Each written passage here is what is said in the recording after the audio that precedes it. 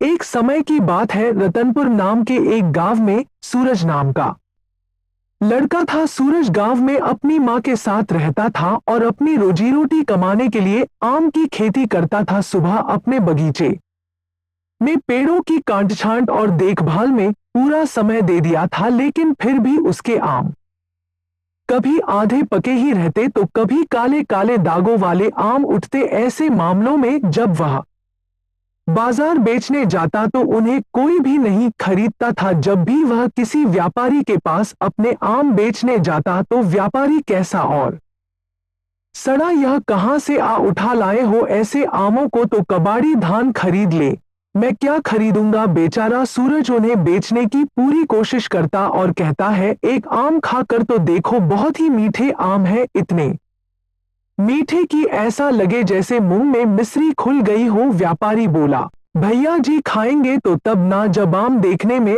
अच्छा होगा, जब इसे देखकर आदमी खरीदेगा ही नहीं तो इसे तो बहुत दूर की बात है। निराश हम अपने आम लिए बाजार से वापस आ गया। अब सूरज के लिए हर साल की कहानी बनती जा रही थी। हर साल उसके आम रखे रखे सड़ जाते, जिसके चलते उस पर कर्ज का बोझ बढ़ता ही जा रहा था। अब गांव वालों ने उसके घर आकर के उसका सामान भी ले जाना शुरू कर दिया था ताकि वो अपना कर्ज वसूल सके। उन्हीं किरदारों में एक था लाला, भी एक आम के बगीचे का मालिक था जिसके आम बाजार में सबसे महंगे बिके थे। लाला को सूरज का गांव में रहना बिल्कुल भी पसंद नहीं था। असल में सूरज के पिता ने लाला को एक बार थप्पड़ मारा था, जिसके बाद से सूरज के परिवार के लिए लाला की आंखों में खून सवार था। और अब सूरज को कर्ज में डूबा हुआ देखकर लाला की खुशी का कोई ठिकाना नहीं था। एक दिन सूरज के घर आकर लाला बोला, तुम पर कर्ज का बोझ बढ़ता ही जा रहा है। हम तो कह रहे हैं हमारे बगीचे में काम करने लगो, नौकरी करोगे तो करते बैठे रहोगे, वरना बच्चे तू मेरे तो सड़क पर आने से कोई नहीं रोक सकता। यह कह डाला हंसने लगा। लाला को यूं हंसता देखकर सूरज बोला, और जिस पैसे के नशे में चूर होकर हम प्रसन्न हो रहे ना लाला, याद रखना एक दिन तुझसे बड़ा आदमी बनकर दिखाऊंगा। यह सड़क पर रहूंगा, लेकिन तेरे जैसे गिरे हुए आदमी के यहाँ नौकरी नहीं करूंगा। यह सुनकर लाला तमतमा गया और गुस्से में बोला, भूखे फकीर इंसान को अपनी औकात पे रहनी चाहिए। मैं तो तेरी मदद कर रहा था, लेकिन अब सुन, 2 हफ्ते, बस 2 हफ्ते हैं तेरे पास अपना कर्ज चुकाने के लिए। अगर इतने समय में कर्ज नहीं चुका पाया तो तेरे ही सामने तेरे घर और सामान की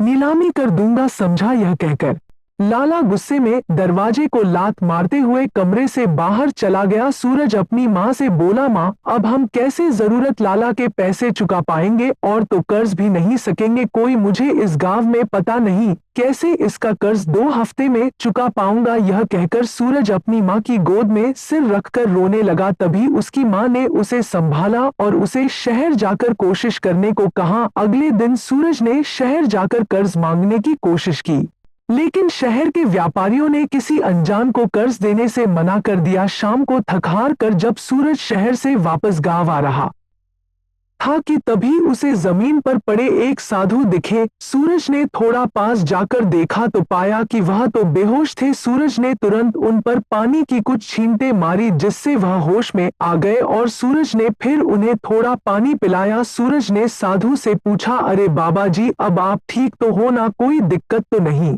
साधु बोले, नहीं बच्चा, सब ठीक है। सुबह मौला बाबा जी इतनी गर्मी में पानी लेकर जाए, नहीं तो फिर से बेहोश हो जाओगे। साधु बोले, ठीक है बच्चा, तो मुझे भला मानुष जान पड़ता है। आज तूने एक साधु की मदद की है, बता तुझे क्या चाहिए। सूरज बोला, बाबा जी बस मुझे आशीर्वाद दीजिए कि मेरी गरीबी दूर हो जाए। यह सुनकर बाबा जी ने पोटली में से एक सुनहरा पीस निकाला और बोले, इस बीज को सोते समय जिस फल का नाम तुम लोगे, यह बीज उसी फल का पेड़ बन जाएगा। उस पेड़ के ही फल से तुम्हारी गरीबी दूर करेंगे।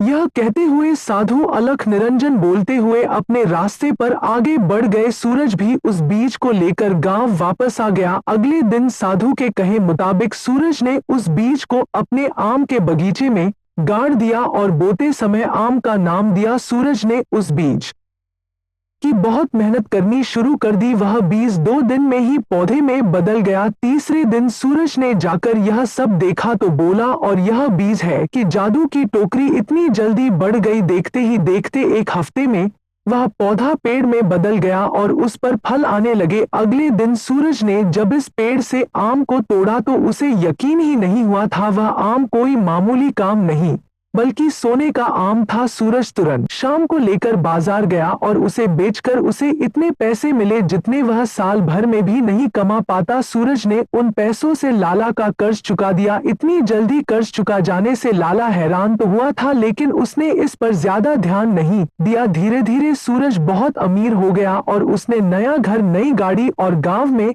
कई दुकानें खरीद ली। यह सब देखकर लाला जलन में आ रहा था। वह बोला, यह फकीर जब सड़क पर आने वाला था, इसके पास ऐसा कौन सा खजाना आ गया जो इतना हवा में उड़ रहा है। आज तो पता करके रहूंगा। सूरज जानता था कि उसकी अमीरी हरदम नहीं होगी, इसलिए उसने अपने सोने के आम के पेड़ के आसपास जेल लगवा दिए थे। लेकिन लाला को यह बात नहीं पता थी। जब लाला सूरज के बगीचे में घुसा तो सोने के आम देखकर बोला, और अच्छा तो यह राज है। इस प्रकार से अमीर बना, इसकी अमीरी निकालता हूँ। आज के सारे आम में लेकर जाऊंगा। यह कहकर जैसे ही लाला पेड़ के पास सोने के आम तोड़ने बढ़ा, वैसे ही उसका एक पैर जाल में पड़ गया और वही उल्टा लटक गया। लाला ने छूटने की पूरी कोशिश की, लेकिन जब वह जेल से नहीं छूट पाया तो उसने चिल्लाना शुरू कर दिया, और बचाओ बचाओ। जेल से उसकी चीख सुनकर सूरज वहां पहुंचा। लाला को जाल में फंसा देखकर बोला, मुझे पता था तुझसे मेरी अमीरी नहीं देखी जाएगी, इसीलिए मैंने जाल लगवा दिए थे। या ना बोला, और मुझे माफ कर दो, स्वभाव में फिर चोरी नहीं करूंगा, अब तो मुझे जाल से छुड़ा दो। सूरज लाला को बोला, माफी तो अब पुलिस से मांगना। यह कहकर सूरज ने पुलिस को बुला लिया और लाला को उनके हवाले कर दिया। लाला को पुलिस ने चोरी के जुर्म में जेल में डाल दिया। सूरज दिन दोगुनी रात चौगुनी करने लगा और जल्द ही उसने शहर में अपने आम की दुकान खोल ली। सूरज अपनी कमाई से गांव के गरीबों को दान किया करता था ताकि कोई भी गांव वासी भूखा ना सोए। इस तरह सूरज खुशी खुशी अपनी मां के साथ रहने लगा था।